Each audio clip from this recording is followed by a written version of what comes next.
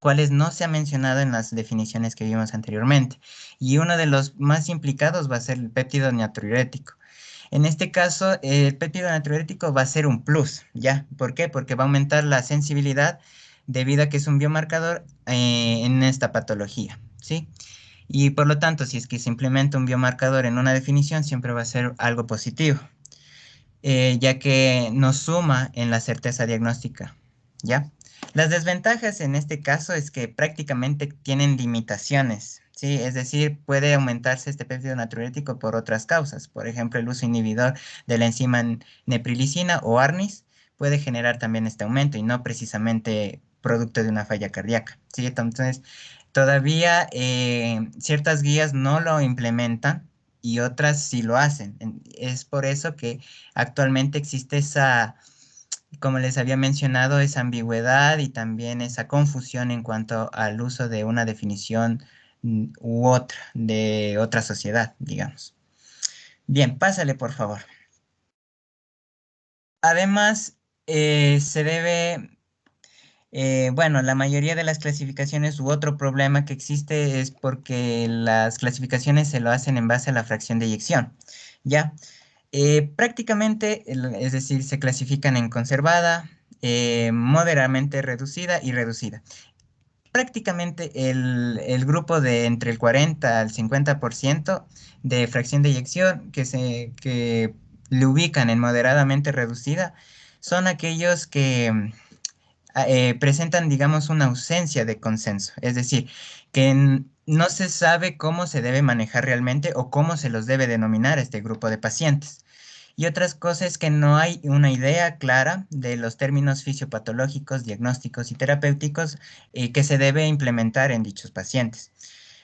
Además, no se sabe tampoco si la fisiopatología con la cual se presentan los pacientes con esta fracción de eyección sea la misma que un paciente que tenga una fracción de eyección reducida en términos de una cardiopatía dilatada o si es una fracción de eyección conservada en casos de cardiomiopatía, perdón, cardiopatía hipertensiva o problemas en el llenado ventricular.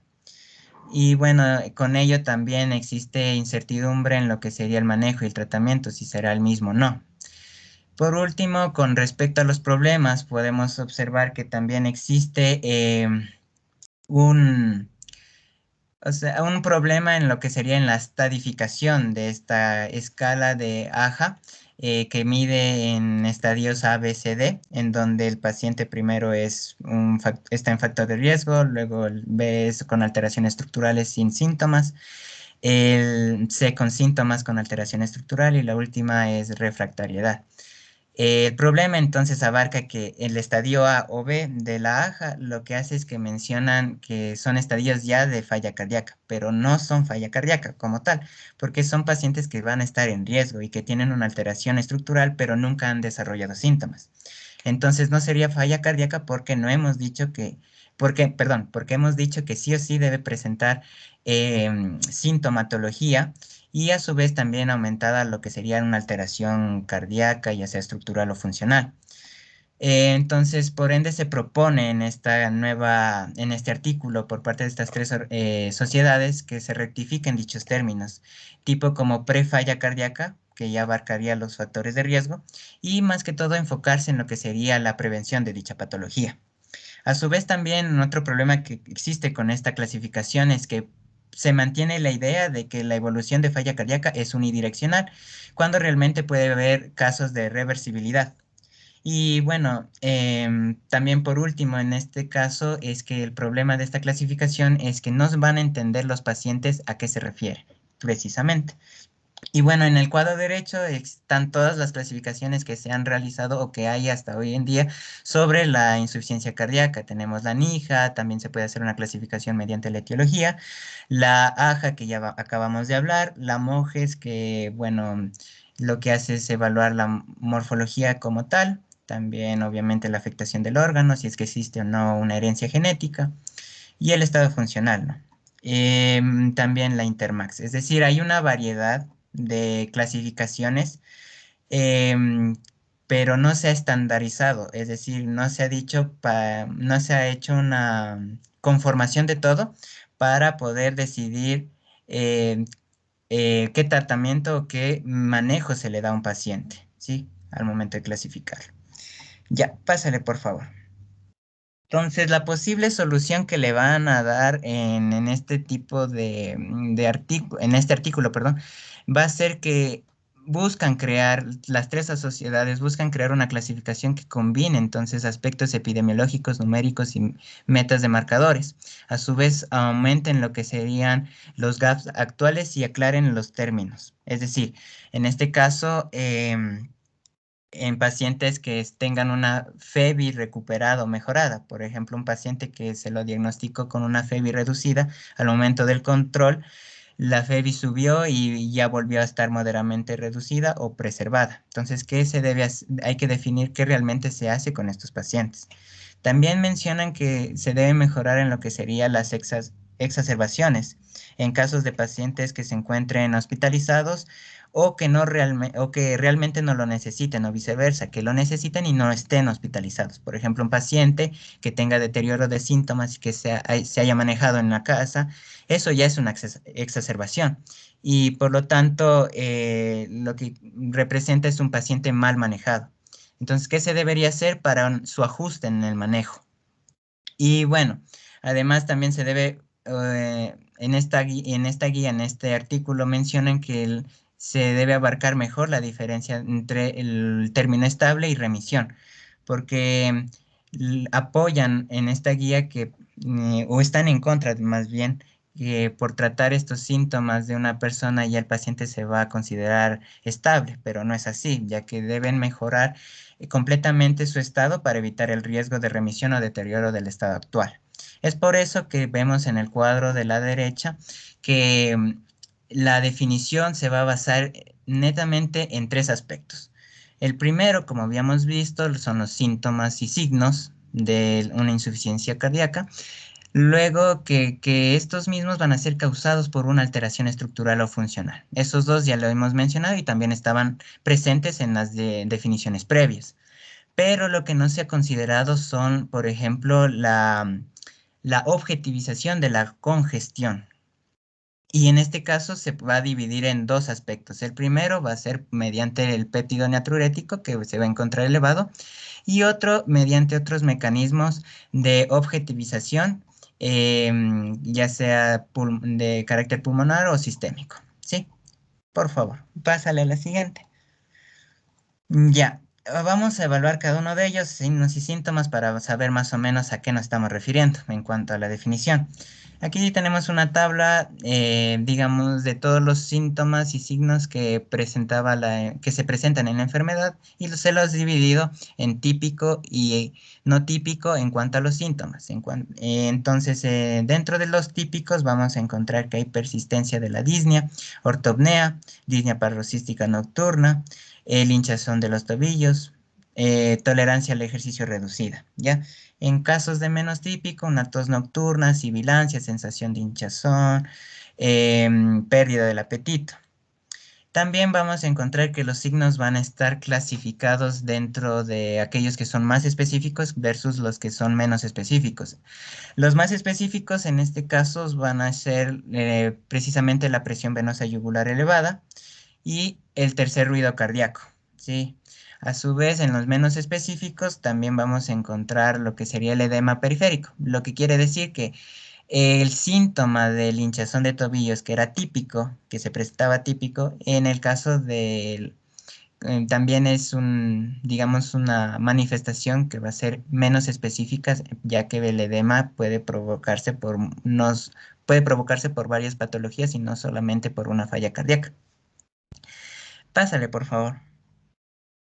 Ya, con respecto a la alteración cardíaca, se puede dar mediante mediante un ecocardiograma transtorácico y se puede determinar las siguientes cuestiones, que las más características en esta guía plantea que va a ser una FEI menor al 50%, a su vez también si existe presencia de cámaras cardíacas, también si es que existe una alteración en lo que sería el flujo perdón, la velocidad de flujo a través de la válvula mitral, con una prima mayor a 15, una hipertrofia ventricular moderada o severa, o también si es que existe una afectación valvular, y también de moderada a severa. Entonces, si existen una de estas alteraciones cardíacas, tenemos la presencia de síntomas, presencia de alteración cardíaca. Lo que faltaría entonces sería la objetivización de lo que sería la congestión. Y esto se lo puede hacer mediante péptidos natriuréticos, como ya se los mencioné, o también mediante otros procesos de objetivización de congestión, tanto pulmonar o sistémica, los cuales vamos a ver a continuación. Pásale, por favor. Ya, primero los péptidos natriuréticos. Como podemos ver en la tabla 8, pues aquí son valores que no han variado en las guías que han presentado como biomarcador a este péptido natriurético.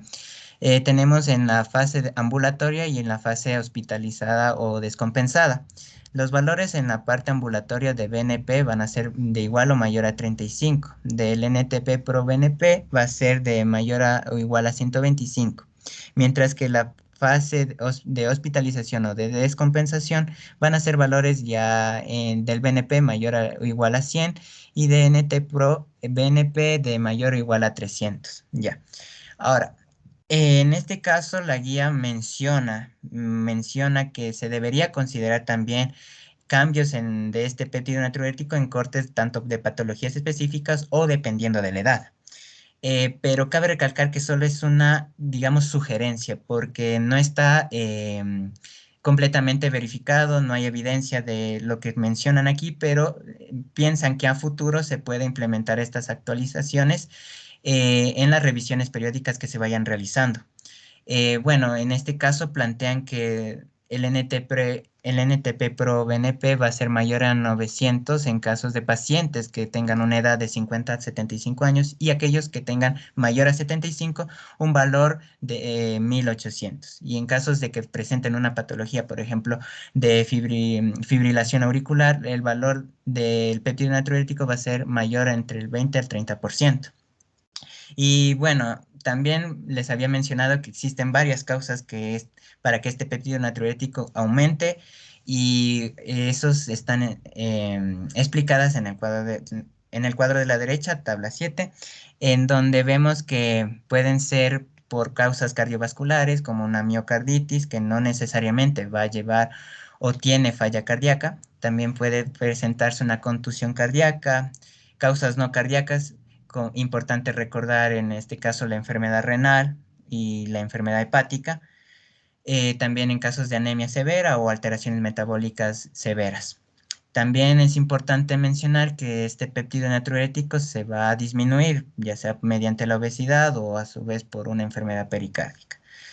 Em, Además, es importante analizar esto porque si se presenta un aumento de este péptido natriurético, hay que hacer o sea, no podríamos objetivizar si solo se presenta este aumento de péptido natriurético porque les había mencionado que debe estar complementado conjuntamente con los signos y síntomas y las alteraciones a nivel cardíaco. Y ya, pásale, por favor. Ya, la congestión objetiva, estos son los otros procesos que les había mencionado, solo se los puede hacer exclusivamente mediante paraclínicos, es decir, el diagnóstico de una falla cardíaca o insuficiencia cardíaca no se lo va a hacer mediante la clínica solamente, porque como les dije, sería algo incompleto y lleva a una ambigüedad. Y pues prácticamente este término de que el diagnóstico se lo hace mediante la clínica del paciente ya se desestimó desde el año 2016, en donde la Sociedad Europea también dejó ya de por sí hecha esa afirmación mejor. Y prefirió, en este caso, cambió a lo que sería un diagnóstico mediante paraclínicos, usando ¿qué? Radiografía de tórax, en donde se puede evidenciar un edema pulmonar de origen cardiogénico, sea de fase intersticial o alveolar, también mediante el aumento de presiones de llenado que se pueden visualizar en el ecocardiograma, o también mediante el cateterismo de la arteria pulmonar, que lo que va a evidenciar en este caso es el aumento de presiones de llenado también. Sin embargo, por eso les puse aquí con signos de interrogación, sí se puede dar un aspecto, un diagnóstico, digamos, o clínico, pero no es recomendado. Si es que no existe ninguno de estos paraclínicos, o sea, únicamente se debería hacer el diagnóstico clínico mediante la medición de la presión yugular venosa, pero por parte de una persona experta, un buen clínico, y que se podría entonces, con dicha medición, aceptar como evidencia objetiva para el diagnóstico de falla cardíaca. Pásale, por favor. Ya, por último, en este caso, si es que se sigue las patologías, bueno, estas patologías asociadas, la que mencionan aquí es porque se puede dificultar el diagnóstico de una insuficiencia cardíaca y hacen alusión a algunas en esta guía. En este caso tenemos la falla cardíaca derecha, solo si es debida a falla izquierda o patología cardíaca primaria. En el caso de falla cardíaca izquierda, el famoso cor pulmonale, que básicamente es un problema pulmonar que genera la hipertensión, una hipertensión pulmonar y que provoca que el gasto cardíaco derecho baje. Y entonces no podría ser considerada una falla cardíaca porque no es una alteración cardíaca en sí, o sea, una alteración cardíaca primaria, sino es secundaria a otra enfermedad. En cuanto al síndrome coronario agudo, pues es importante porque puede coexistir con la falla cardíaca, ¿sí? Em, si bien la falla cardíaca puede complicar al síndrome coronario agudo en dos formas, de manera aguda o crónica. Por ejemplo, en un paciente que tiene una descompensación de falla cardíaca, debido a una disfunción miocárdica, puede resolverse esta con el tiempo.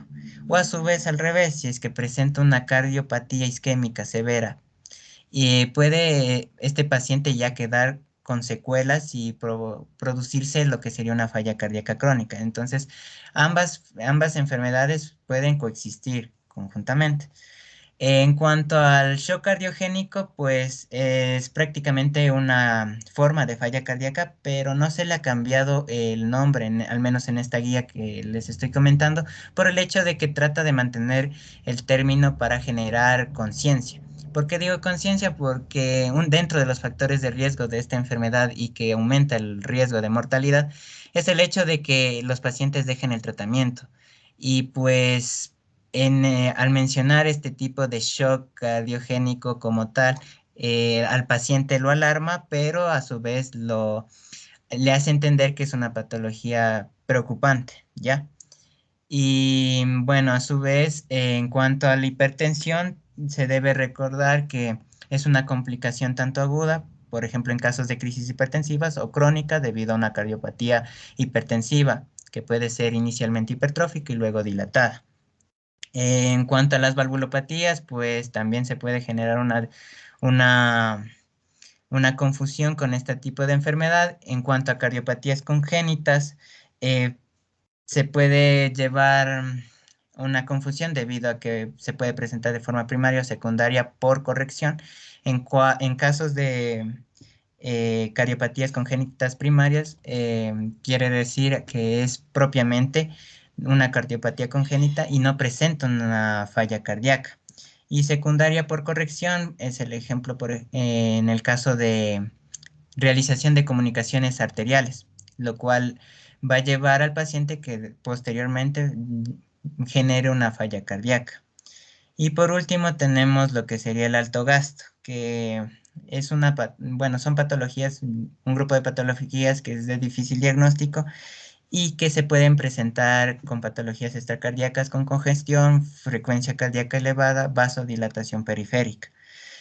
Bueno, y en la guía mencionan que este alto gasto cardíaco no está definido aún como parte de la falla cardíaca y se aclara que debe tener una clasificación y definición aparte, ¿ya? Pero teóricamente no sería per se una falla cardíaca aquellos pacientes que presenten un alto gasto.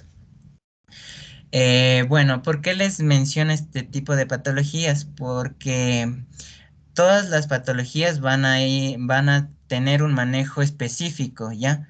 Y por lo tanto, o sea, no van a tener un tratamiento a que abarque, digamos, o sea específico para falla cardíaca, sino más bien para las patologías que les acabo de mencionar, son tratamientos eh, individualizados y específicos de cada patología, pero no pueden tratarse como si fueran falla cardíaca. ¿Ya? Pásale, por favor. Ya, por último, otras consideraciones que se hace es prácticamente que la falla cardíaca puede presentarse como complicación, es decir, secundaria a otras enfermedades, en este caso tromboembolismo pulmonar y más característica de una perdón, fibrilación auricular. Y también a entender y nos hacen recordar que no toda congestión es falla cardíaca, ¿ya? Y únicamente la definición, como les dije, se basa en tres aspectos: los signos y síntomas, la alteración cardíaca y también la objetivización de la congestión, ya sea mediante los péptidos natriuréticos o a su vez los paraclínicos, ¿sí?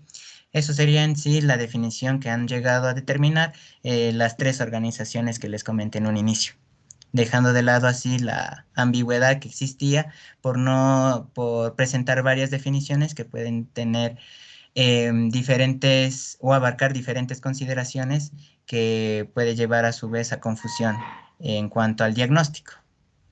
Ya, gracias. Buenas tardes. Otro tema que vamos a abordar es la epidemiología, tanto a nivel mundial como a nivel de Ecuador. Siguiente, por favor. Primero comenzaremos hablando de los países desarrollados. En ellos es importante saber qué es la primera causa de hospitalización en las personas que sean mayores de 65 años. Dale un clic, por favor. Esto se va a dar a nivel de países desarrollados. Ahora, en cuanto a la mortalidad, un clic más. El 50% de los pacientes van a fallecer a los 5 años de que se haya diagnosticado la insuficiencia cardíaca. Uno más, por favor. Y otro dato importante es conocer cómo se lo ve o cómo se ve la insuficiencia cardíaca dentro del sistema de salud, ya que se lo ve como un problema debido al elevado carga asistencial que este requiere y también que se utiliza de 1 a 2% del presupuesto sanitario, solamente en la atención para la insuficiencia cardíaca. Uno más, por favor. A nivel de Ecuador, nosotros vamos a tener que, va a tener una prevalencia del 10% en mayores de 70 años y también que en las personas de edades avanzadas, estos van a ser más sintomáticos. En esta imagen que pude encontrar aquí, habla sobre la estimación, que es decir, que se estima de 1.4 millones de personas sufren algún tipo de enfermedad cardíaca, de las cuales más de 199,000 sufren esta insuficiencia cardíaca. Y es lo que habíamos mencionado en la diapositiva anterior, que es el 50% de las personas que sean diagnosticadas con insuficiencia cardíaca, se estima que morirán a los 5 años siguientes a su diagnóstico. Una más, por favor. Algo sobre la supervivencia que ya nos mencionó antes John, es que la insuficiencia cardíaca se da debido a la cronificación de algunas afecciones como es los infartos agudos de miocardio y complicaciones de enfermedades cardíacas hipertensivas. Un dato importante es recordar en el gráfico que les puse en la parte inferior, en el cuadrito que está con líneas entrecortadas, es que cuanto mayor sea la supervivencia a la insuficiencia cardíaca, mayor va a ser su prevalencia. Y en esta última imagen, nosotros podemos observar datos que ya habíamos mencionado antes, de que en Ecuador hay más de 199,000 personas que sufren insuficiencia cardíaca y que en el año 2015 se estimó alrededor de 1.199 ecuatorianos que murieron a causa de la insuficiencia cardíaca. Siguiente, por favor. En cuanto a la incidencia, se va a dar en personas mayores a 65 años, la incidencia va a ser del 1% y esta va a ser 2 veces mayor en personas hipertensas y 5 veces mayor en personas que padezcan infarto agudo de miocardio. Y en cuanto a la tasa de mortalidad, se va a ver un incremento con la edad en ambos sexos, en hombres y mujeres, y también que las cifras van a ser bajas, la mortalidad va a ser baja en las personas que sean menores a los 60 años. Siguiente, por favor. Ya, en cuanto a los factores de riesgo, pásale. Ya.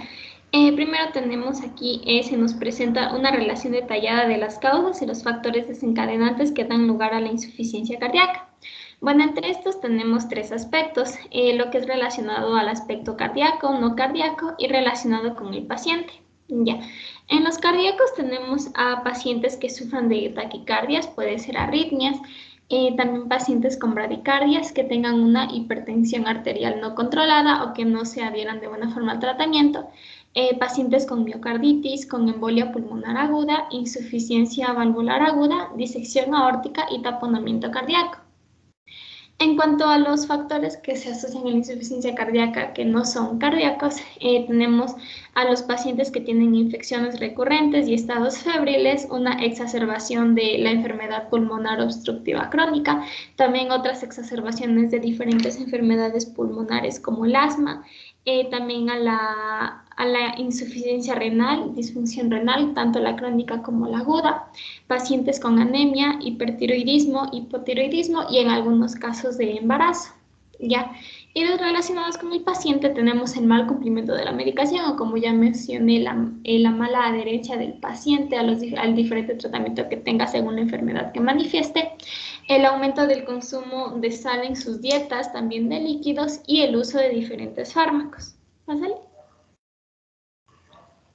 Ya, aquí también tenemos diferentes parámetros clínicos y analíticos que predicen la hospitalización por insuficiencia cardíaca, ya que el agravamiento gradual de los signos y síntomas de congestión, el deterioro de biomarcadores como los péptidos natriuréticos, que ya habló de mi compañero, o los parámetros de función renal, la necesidad creciente de diuréticos o la intolerancia a la medicación, pueden producir un episodio inminente de insuficiencia cardíaca. Entonces tenemos diferentes tipos de predictores, como pueden ver en la tabla. Algunos pueden ser síntomas, por ejemplo, si un paciente aumenta de peso corporal, tiene un edema periférico persistente, un agravamiento de la disnea, es probable que esto se puede dar en pacientes que ya hayan tenido también insuficiencia cardíaca, entonces estos parámetros son para ver si es que alguno de ellos se empeora a tal punto de necesitar una hospitalización. En los signos clínicos tenemos el aumento de la presión venosa yugular y la ortopnea. En las comorbilidades, que el paciente sufra de enfermedad renal crónica, diabetes mellitus, EPOC y anemia.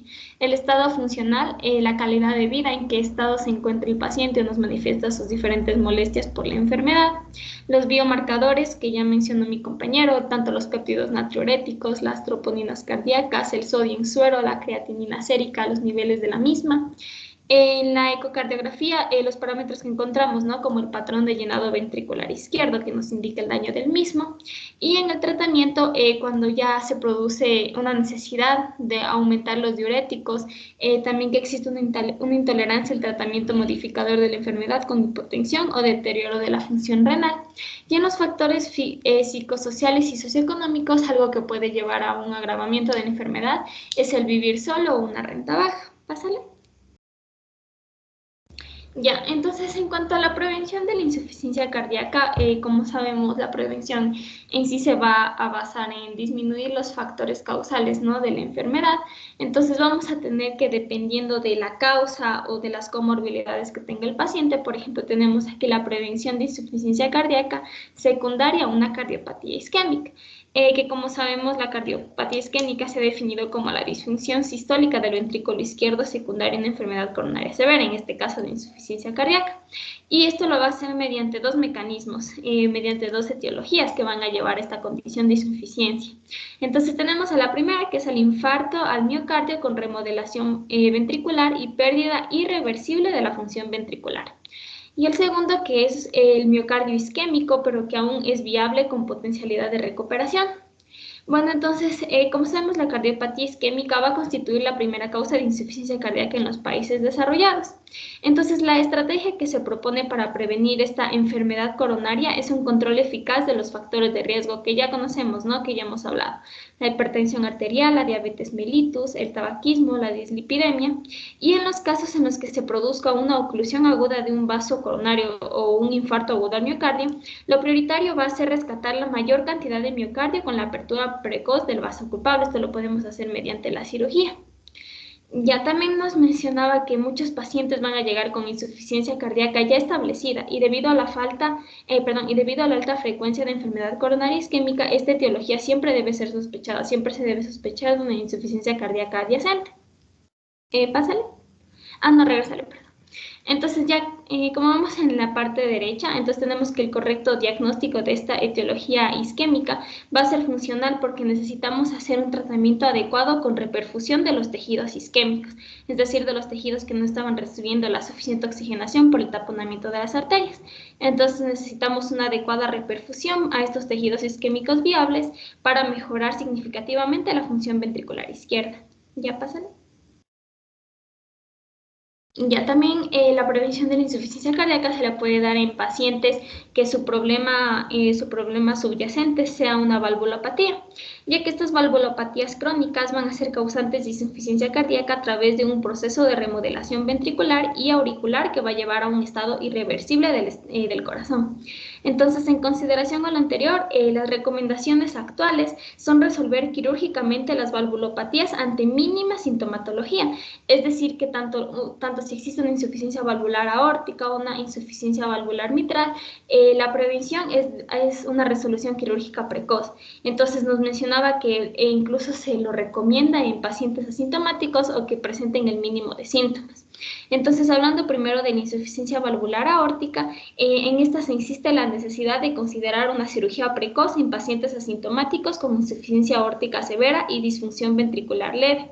Esta indicación también puede ser aplicable en pacientes asintomáticos, como ya mencioné, que tengan una dilatación del ventrículo izquierdo, una dilatación diastólica que puede ser mayor de 70 milímetros o una dimensión sistólica mayor a 50 milímetros. En cuanto a la insuficiencia valvular mitral, al igual que como ya mencioné en la anterior, se recomienda actuar precozmente de igual forma, es por ello que se va a recomendar la resolución quirúrgica en pacientes asintomáticos con insuficiencia mitral severa y función ventricular preservada. Y también se puede presentar una dimensión sistólica final normal y aún así se recomienda esta intervención quirúrgica. ¿Pásale? Ya. Por último, tenemos algo que es muy poco conocido, que es la prevención de la insuficiencia cardíaca en pacientes que están cursando por un tratamiento de quimioterapia. Entonces, bueno, aquí se señala sobre todo el papel que tienen las antraciclinas, que son agentes quimioterapéuticos que son utilizados en sí en terapias antineoplásicas, siendo un principal exponente un fármaco llamado doxorubicina. Bueno, entonces lo que nos menciona es que el uso de este tipo de fármacos, de las antraciclinas, tienen un alto nivel de cardiotoxicidad. Entonces, esta cardiotoxicidad inducida por este fármaco puede ocurrir en una fase aguda, en una fase subaguda, es decir, puede ir de días a meses e incluso se puede producir una forma crónica que va a constituir años. Entonces nos decía que la presentación crónica ha sido la más estudiada en los seres humanos y la máxima expresión de la cardiotoxicidad es la insuficiencia cardíaca. Entonces también se ha demostrado que el daño miocárdico inducido por las antraciclinas va a ser dependiente de la dosis y que la cardiotoxicidad en realidad ocurre en menos del 5% de sujetos. Esta cardiotoxicidad va a estar mediada prioritariamente por la producción de radicales libres de oxígeno en el corazón. Entonces, esto también, ¿qué va a favorecer? Va a favorecer que haya una generación de apoptosis, inhibición de la síntesis de la proteína del miofilamento, alteraciones en el metabolismo energético y cambios ultraestructurales en los miocitos, es decir, en las células cardíacas. Todo esto va a contribuir a que se forme una insuficiencia. Y bueno, aquí lo que nos mencionaba es que hay un fármaco llamado el dextrasosano, que es el único agente clínicamente aprobado para tratar el daño oxidativo de las antraciclinas. Entonces nos decía que este bloquea la generación de radicales libres, que era la forma que tenía la antraciclina de producir esta cardiotoxicidad. Sin embargo, este agente, el dextrasosano, también tiene sus propias limitaciones, ya que al usarlo de manera excesiva, también puede producir una toxicidad y es caro y se requiere uso parenteral. Entonces es por esto que los pacientes que tienen cáncer y están siendo tratados con antraciclinas deben ser monitoreados constantemente para evitar una cardiotoxicidad y una insuficiencia cardíaca progresiva. Pásale. Ya, muchas gracias.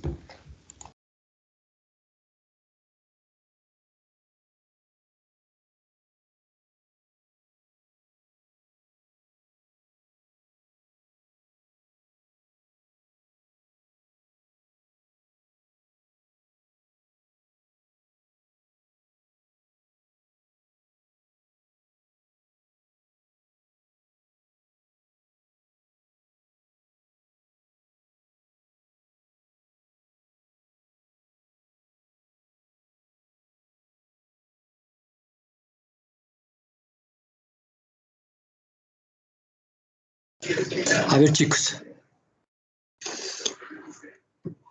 La falla cardíaca es un síndrome, como ustedes ya lo manifestaron. Hay un término que nosotros le denominamos continuum cardiovascular. En este continuum vascular, la última fase es la falla cardíaca. A ese punto llegarán los que tienen cardiopatía hipertensiva, los que tienen cardiopatía isquémica, los que tienen enfermedades valvulares o los que tienen enfermedades cardíacas congénitas. La falla cardíaca es un síndrome tan importante que debemos dominarlo. Primero, lo primero que tenemos que saber es el factor etiológico. ¿Por qué la falla cardíaca? El factor etiológico. Ahí tenemos, les había dicho, cualquiera de estas, cardiopatía hipertensiva, enfermedad valvular, enfermedad congénita, arritmias, cardiopatía isquémica, cualquiera de estas puede llevarnos a la falla cardíaca. Cuando ya tenemos el factor etiológico, nosotros vamos al factor desencadenante de la falla cardíaca, que no es lo mismo. El factor desencadenante puede ser una fiebre, una infección, una tirotoxicosis, un infarto agudo, una arritmia aguda. Entonces determinamos el factor desencadenante de la falla cardíaca.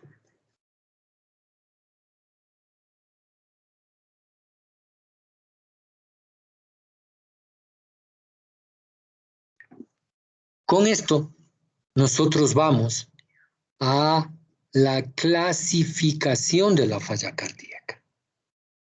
Para esto, tenemos una clasificación funcional que es dado por la American Heart, en las guías inicialmente fue dado por la New York Heart Association, pero ahora ya lo está estandarizado la American Heart. Y también la American Heart dio la clasificación estructural. Entonces tenemos una clasificación funcional y una estructural. En este aspecto ha tomado gran importancia los exámenes de gabinete, como es el ecocardiograma, la medicina nuclear y obviamente los exámenes básicos, como son los exámenes de laboratorio y el electrocardiograma. Lo que ustedes necesitan es dominar todos estos aspectos.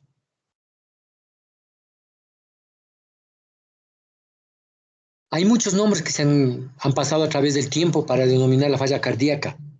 El único que ha salido de todo contexto es el que era muy conocido, poníamos ICC, insuficiencia cardíaca congestiva. Ese término ya no existe. Pero sí tenemos todavía, por ejemplo, insuficiencia cardíaca derecha, insuficiencia cardíaca izquierda, insuficiencia cardíaca sistólica, insuficiencia cardíaca diastólica, insuficiencia cardíaca de bajo gasto, insuficiencia cardíaca de alto gasto, insuficiencia cardíaca con aumento de precarga o insuficiencia cardíaca con aumento de poscarga. Tantos términos que han pasado. Ahora tenemos insuficiencia cardíaca con fracción de eyección preservada, con fracción de eyección reducida. De todas maneras, como es un síndrome, tiene síntomas y signos que son importantes. Y ustedes necesitan saber cuáles son los criterios de Framingham, los criterios mayores, los criterios menores. ¿Cuáles son los criterios de Boston de falla cardíaca? Necesito eso, el conocimiento de eso para nosotros clasificar Y luego vamos a los aspectos fisiopatológicos. Ya ven que ahí está involucrado el sistema renina, angiotensina, aldosterona, primerito. El sistema simpático. El sistema de los péptidos natriuréticos. Y ahora tenemos el sistema de las glifosinas. No me hablaron sobre eso. De tal manera que en las últimas guías 2020, que necesito que revisen, guías de insuficiencia cardíaca 2020, ya está clasificado, ya están puestos como indicación 1A en unas guías y 1B en otras guías, el tratamiento para las glifosinas.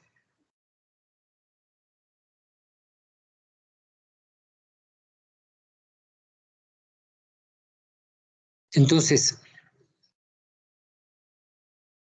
llegaremos a las próximas reuniones con un mejor conocimiento sobre esto en las próximas presentaciones. Nosotros tenemos gran cantidad de pacientes con falla cardíaca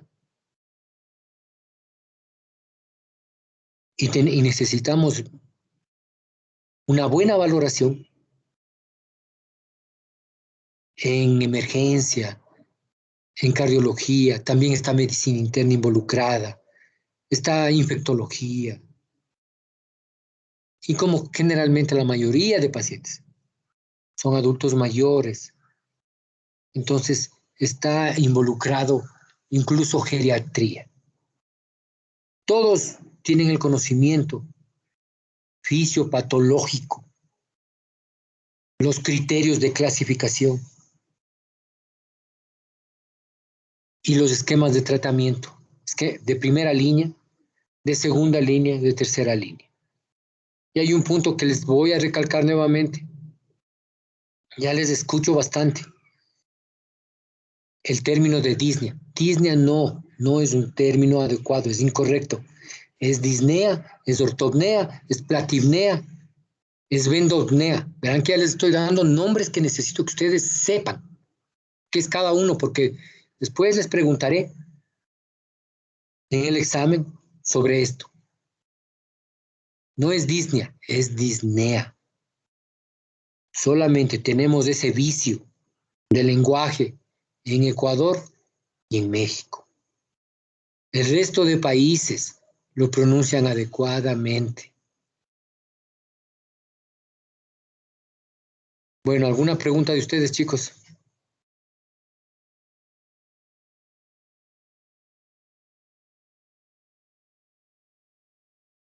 Quedamos así. ¿Qué dime?